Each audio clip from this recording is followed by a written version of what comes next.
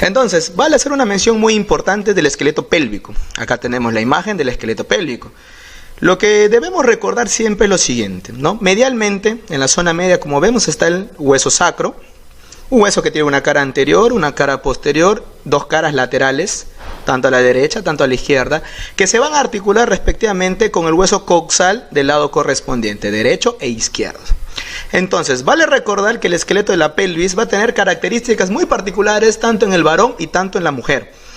A nivel femenino, para las mujeres el estudio pélvico es muy importante para los profesionales de la salud que se dedican al área de la obstetricia, los ginecólogos, que deben conocer muy bien los distintos estrechos medio, superior e inferior que estos presentan. Luego vamos a ver eso más detenidamente.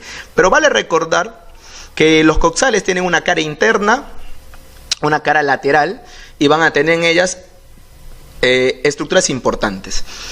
Cabe mencionar que el hueso coxal está a la vez formado por tres porciones: el hueso ilíaco, el isquio y el pubis. Anteriormente, ambos coxales están unidos por esta articulación denominada la sínfisis pubiana o sínfisis púbica, que es mucho más dócil en la mujer que en el varón para su adecuada elongación en el momento de la gestación. A su vez tenemos algunos reparos anatómicos que vale mencionar, como esta apertura denominado agujero obturador, que va a estar cerrado por la membrana obturatriz y por los músculos obturador interno y obturador externo. Luego vamos a entrar en detalles de esta linda estructura, pero vamos a mencionar que esta estructura, por ejemplo, de la cara lateral se llama fosa acetabular, en la cual se va a insertar la cabeza del fémur correspondiente para formar la articulación coxofemoral, una articulación muy importante de la cintura pélvica que va a permitir los movimientos adecuados en las personas. Otro reparo anatómico importante de la cavidad pélvica es esta estructura denominada cresta ilíaca, tanto a la derecha y tanto a la izquierda, que sirve de manera muy básica al estudiante de medicina y a cualquier profesional de la salud para la ubicación adecuada del cuadrante superior externo para la aplicación de una inyección intramuscular. Luego, inferiormente, vemos que el sacro tiene una porción final pequeña y móvil, a veces en la etapa juvenil o en la niñez, denominada coxis, que es una estructura ósea muy aparte.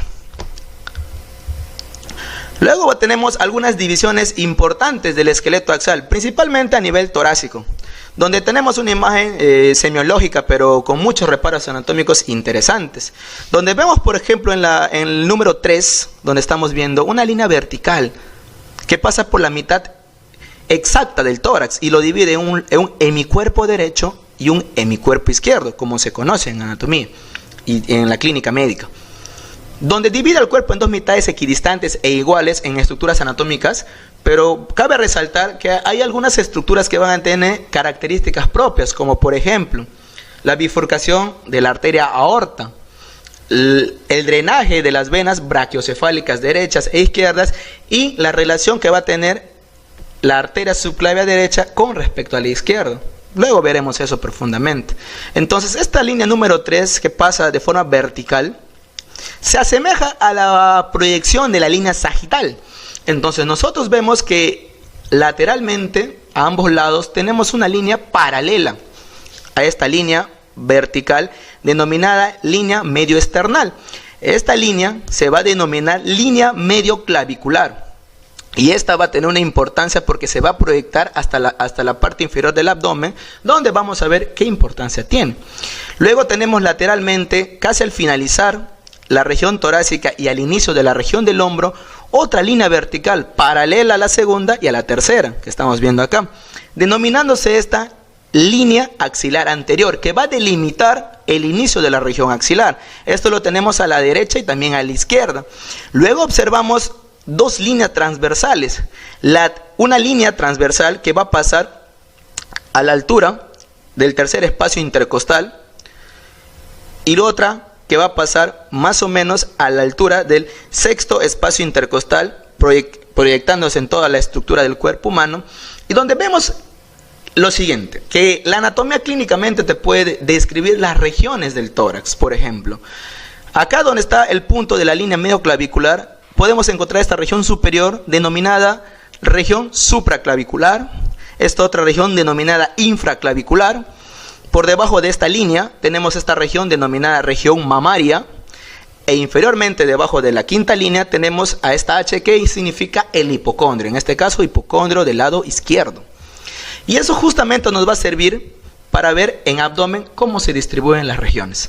Tenemos también una proyección posterior del tórax, donde vemos dos líneas horizontales que van a pasar a la altura de la tercera vértebra torácica y de la séptima vértebra torácica, que van a dividir también a la región posterior del tórax en cuadrantes y cuadrados, que a su vez van a sernos útil para, por ejemplo, delimitar el triángulo de auscultación, para poder escuchar con nuestro estetoscopio el murmullo vesicular en un paciente, para poder examinarlo y determinar si tiene un cuadro neumónico, un cuadro de hiperreactividad bronquial, un cuadro asmático, etc.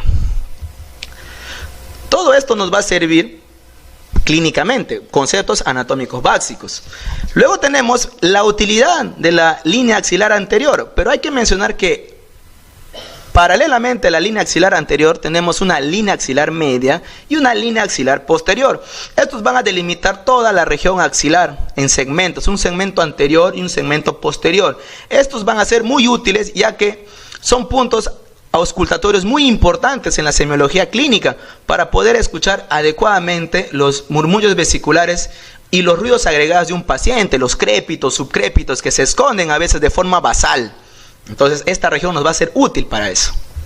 Luego tenemos a nivel abdominal, si nosotros vemos comparado con las láminas anteriores, la proyección de la línea media clavicular hasta el abdomen, la línea medio esternal, y dos líneas horizontales nuevas que están apareciendo, que van a dividir al abdomen en 9 cuadrantes. Esta es la descripción clásica de la literatura francesa, origen de los estudios anatómicos más importantes, y la mayoría de los autores de los libros de anatomía son de origen francés, han hecho mucho estudio en la anatomía, conocen bastante de esto, pero también hay buena literatura americana y de otros países. Entonces, según la literatura francesa, se divide el abdomen en 9 cuadrantes. 3 superiores, 3 medios y 3 inferiores. 2 laterales a ambos lados y medios e impares. Tenemos de derecha a izquierda los hipocondrios, derecho, izquierdo. Al medio el epigastrium, zona donde comúnmente nuestros pacientes llegan a la consulta y dicen: doctor, me duele la boca de mi estómago, ¿no? Una frase muy típica que escuchamos los médicos diariamente. En la zona media tenemos de derecha a izquierda la zona de los flancos. Flanco derecho, mesogastrio o región umbilical, lateralmente el flanco izquierdo e inferiormente la fosa ilíaca derecha, hipogastrio y fosa ilíaca izquierda. Luego veremos qué estructuras anatómicas se encuentran ahí en futuros videos con mayor detalle. Y entonces nos sirve, acá está la descripción de esas regiones, pero lo que tenemos que tener bien claro es, por ejemplo, en las líneas horizontales, esta línea subcostal e intertubercular, también conocida ilíaca, porque se proyecta a la altura de las crestas ilíacas. Acá lo vemos, la línea inferior por la parte más superior de las crestas ilíacas. A esa altura se proyecta esta línea.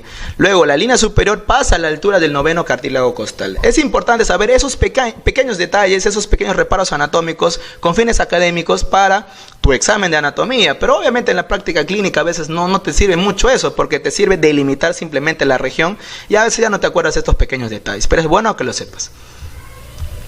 Luego tenemos a la siguiente parte del estudio esquelético. Tenemos al esqueleto apendicular. No tiene nada que ver con el apéndice, por si acaso.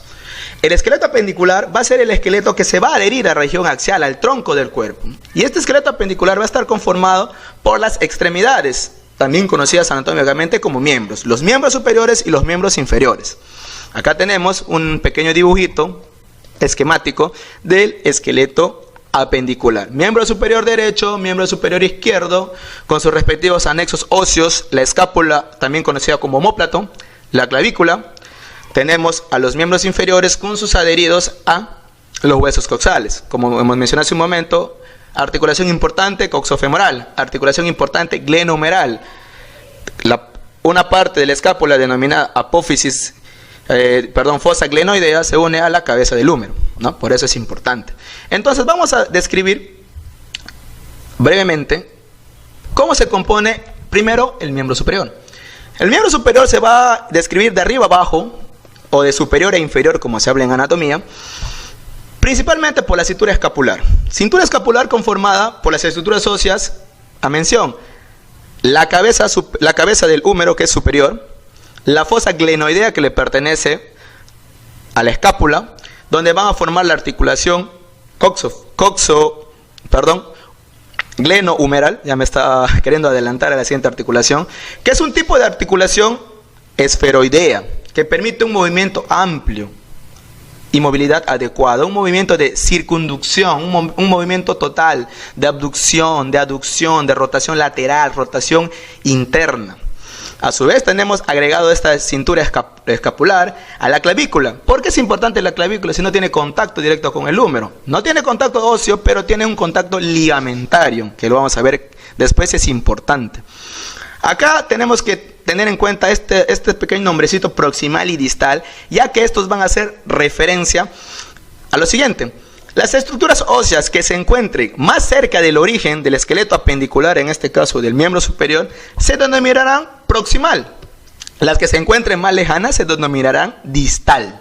Entonces, mientras más cerca del origen o de la raíz se encuentre una estructura ósea, será proximal. Mientras más lejos se encuentre, será distal. Acá tenemos, por ejemplo, el esqueleto del brazo conformado por el húmero. Tenemos la articulación del codo, que tiene una cara anterior, una cara posterior. El esqueleto del antebrazo conformado medialmente, porque está más cerca de la línea sagital, al hueso cúbito. Lateralmente, más externamente, al hueso radio. Y acá no hay que olvidar que hay dos tipos de articulaciones importantes: radiocubital proximal, radiocubital distal. Luego tenemos la mano, que se va a encontrar dividida en tres partes. La porción carpiana, conformada por los huesos del carpo, que son 8 divididos en dos filas, fila superior, fila inferior. Luego tenemos los huesos del metacarpo, que serán 5. Y finalmente tenemos las falanges, que serán en los segundo, tercer y cuarto dedo, 3 falanges: proximal, media y distal. En el primer dedo, en el dedo del dedo pulgar, serán simplemente 2 falanges, nada más. Luego tenemos el esqueleto del miembro inferior, que de arriba abajo está conformada por la articulación coxofemoral, que va a unir al coxal del lado correspondiente con la extremidad superior o cabeza del fémur. El esqueleto del muslo, conformado por el hueso fémur. Inferiormente, la articulación de la rodilla, que va a tener en cuenta la extremidad inferior del fémur, la porción superior del hueso tibia y la rótula, donde se va a insertar superiormente el tendón del cuádriceps femoral e inferiormente el ligamento rotuliano. El esqueleto de la pierna, conformado medialmente por la tibia, es decir, más cerca de la línea sagital, y el peroné, que será externo y más lejano a la línea sagital. El pie, a su vez, también se va a dividir en porciones: la porción del tobillo o del tarso, conformada por 7 huesos, la porción del metatarso y la porción de las falanges. No hay que olvidar que las falanges se enumeran primera, segunda y tercera de medial a lateral, en el caso del piecito. En el caso de la manito es el pulgar el primer dedo para su conteo respectivo. Muy bien, acá vamos con esta primera descripción del esqueleto. Muchas gracias y nos vemos más adelante.